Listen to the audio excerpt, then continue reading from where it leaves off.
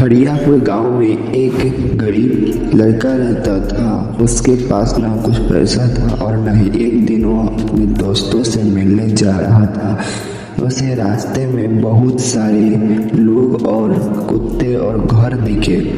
वह जा रहा था। एक दिन जब वह दोस्त के पास पहुंचने वाला था तो उसका दोस्त इंतजार कर रहा था।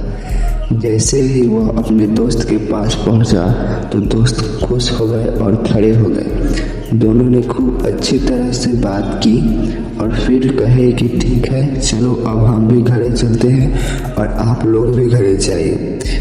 फिर जब सोहन रास्ते से आ रहा था तो उसको एक तांत्रिक बाबा मिले रास्ते में। दोनों एक जगह पर रुके।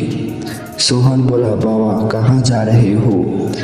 तो उसके बाद तांत्रिक बाबा ने कहे कि बच्चे, इस रास्ते में तुम ध्यानपूर्वक अपने घर पर जाना। जैसे ही तांत्रिक बाबा यह बात बोले, सोहन घबरा गया और पूछा, क्यों? उसके बाद तांत्रिक बाबा भी चले गए और सोहन भी अपने घर की ओर चल दिया।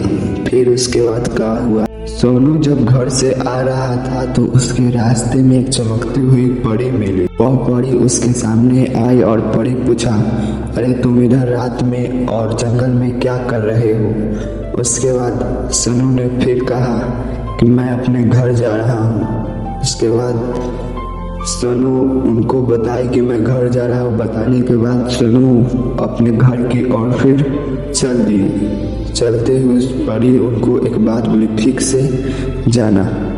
जब सोनू अपने घर की ओर चला तब वह अपने घर की ओर पहुंचने ही वाला था।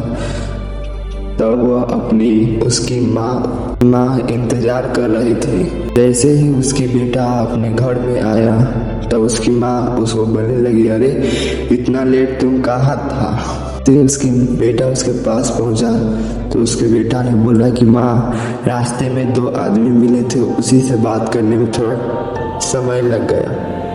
जैसे ये बात बोली उसके बाद सोनू सोने चला गया और उसकी माँ बाहर चली गई। अगले पार्ट में क्या हो रहा है देखने के लिए आप इस वीडियो को सब्सक्राइब